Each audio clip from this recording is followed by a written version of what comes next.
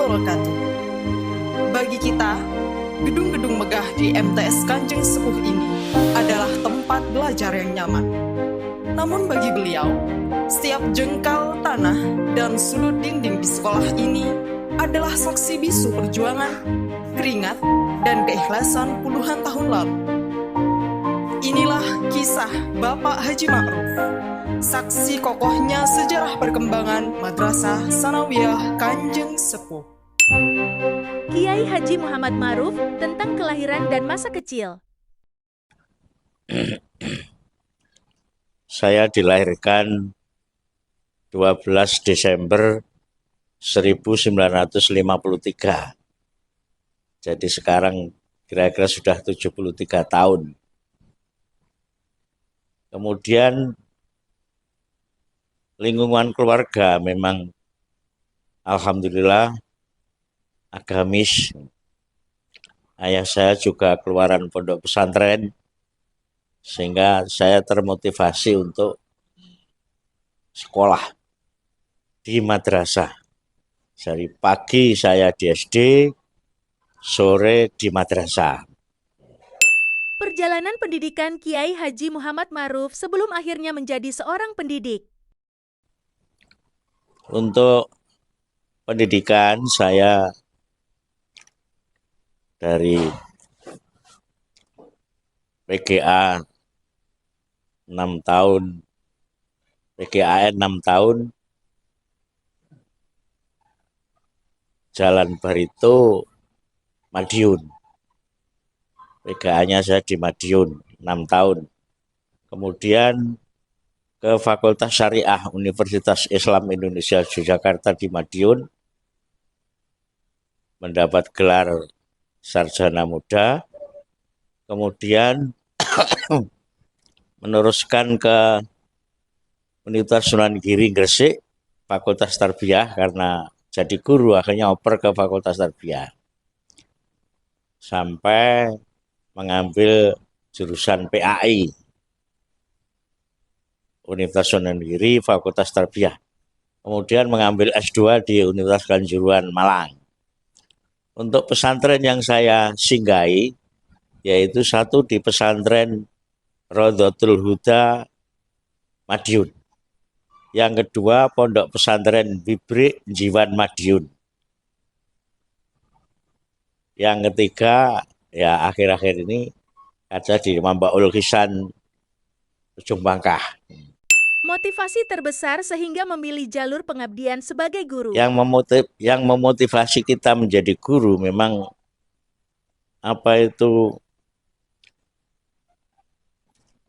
semangat untuk mengabdi kepada keagamaan itu memang sangat tinggi. Apalagi setelah saya di madrasah sore di desa saya itu ya.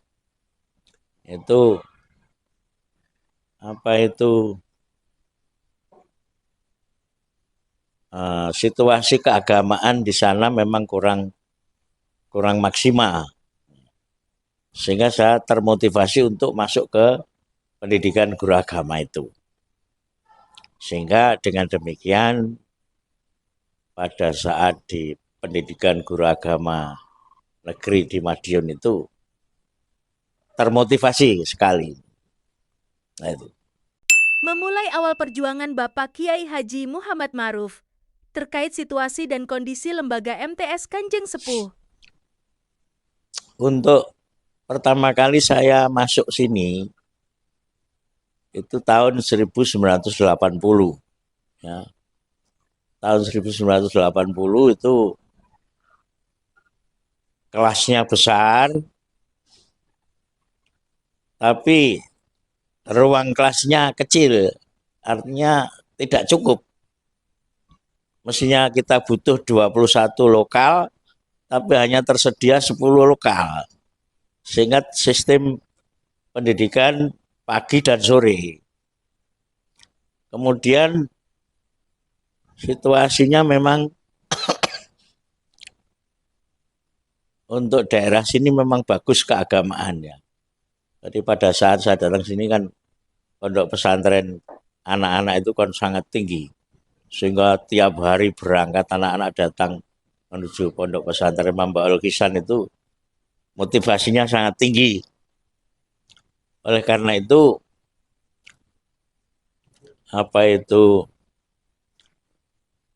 para siswa saat itu ya terpaksa harus masuk pagi dan sore. Kelas 1, 2 masuk pagi, kelas 1 masuk sore. Karena siswa saat itu saya masuk itu ya sudah banyak. Apalagi pada waktu saya menjabat kepala sekolah itu siswanya 700, kelas 1 sampai 7 kelas. Itu. Hubungan antara guru dan siswa. Kedekatannya juga sangat bagus ya antara siswa dan murid ya. Rata-rata guru awal-awal itu adalah banyak yang tamatan pondok pesantren ya. Ya, seperti Pak Ahwan Nur itu pesantren Sarang, Yai Farhan pesantren Sarang. Sehingga dengan demikian keakraban antara murid dengan guru tak ubahnya seperti kiai dengan santri. Sehingga tidak menjaga jarak. Perjuangan dan masa-masa sulit.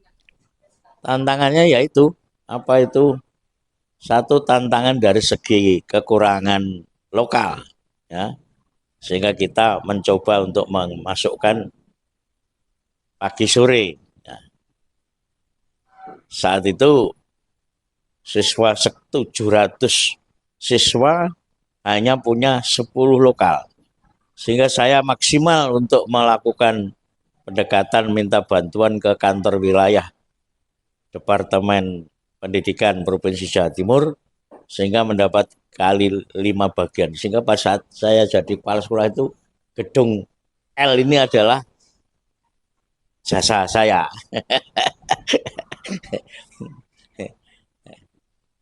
Yang dibantu oleh sopir Cak Yan yang sekarang sudah meninggal dunia itu mengantar ke sana kemari untuk sowan ke tempat-tempat tokoh-tokoh kantor wilayah Provinsi Jawa Timur.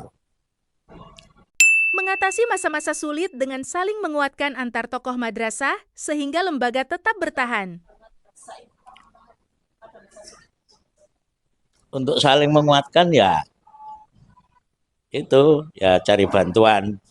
Nah, yang kedua untuk meningkatkan mutu, kami mencoba membuka kelas bahasa pada saat itu.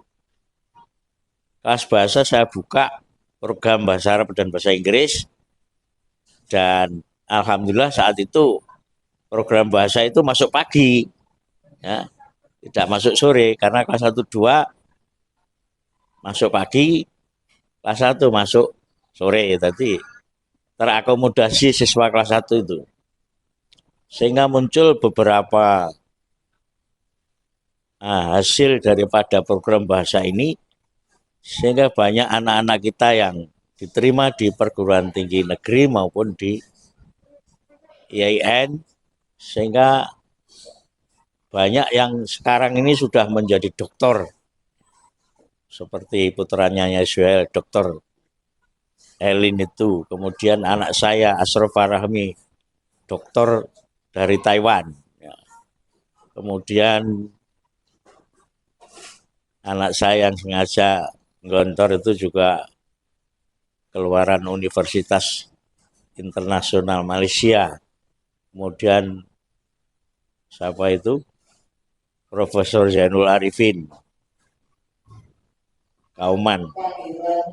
Kemudian putranya Pak Badrus jadi dokter. Kemudian putranya Pak Masfu dari dokter di Sekapuk. Banyak beberapa siswa yang berhasil memberikan kontribusi terhadap masyarakat. Ya. Berpegang teguh pada prinsip-prinsip dan falsafah hidup untuk sabar, ikhlas, dan istiqomah. Prinsip saya yaitu intang surullah yang surkum. Sehingga engkau menolong Allah, kamu akan ditolong. Sehingga saya memang tidak terlalu banyak berpikir soal keluarga, soal apa itu. Ternyata ya mengabdi di Kanjeng Sepuh ini benar-benar memberikan bekas terhadap keluarga saya, sehingga banyak yang sudah berhasil dan tidak